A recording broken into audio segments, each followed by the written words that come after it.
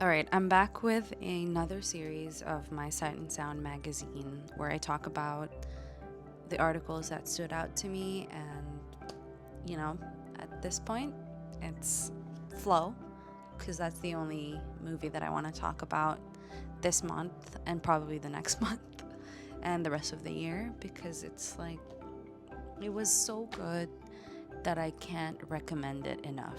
Like, if anyone asks me at any time, any day this year, it's gonna be Flow. Flow was about venturing into the unknown, and the movie was filled with a cat being curious and also experiencing anxiety. It was about primal intuition, sensory experience, and elemental forces.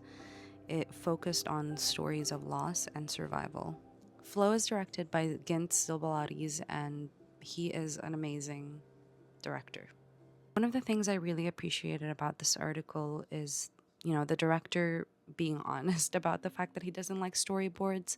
Like when I went to film school, we were encouraged to do that, and I never understood it because it kind of made it feel like I'm, you know, putting myself in a box, and it doesn't give me as much creative control as I would want on the day off because I'm like, I need to follow the script, I need to follow the storyboard. But yeah, someone who was more of a writer than a director, like directing was really hard. So when he said that he's not someone who knows exactly what I want, I was afraid. I was told that back directors don't know what they want. And you know what? It's okay not to know. I know as a director, you have to have that sort of confidence and, being sure of like your vision right away. But there's something appealing about like going into a scene and improvising, but also learning to go with the flow. I know, pun intended, and killing your darlings. Which as a script like writer, we want to keep as much as your ideas or like your original like vision, but there's also like that freedom if you can accept it to like go with what's like available to you and what works in the scene. So I really like that. The title doesn't just evoke the water that carries the animal around, it captures the very essence of the film, the spirit of openness, a respect for intuition. It was just so sweet. I think like it's one of those things that you can't really talk about or describe in a way that gives it justice. Like you just have to see it for yourself and feel the emotions as it comes through.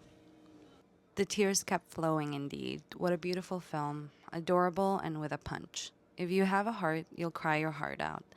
This makes me hopeful about life, about film. The soundtrack, top tier. Heavenly and so powerful.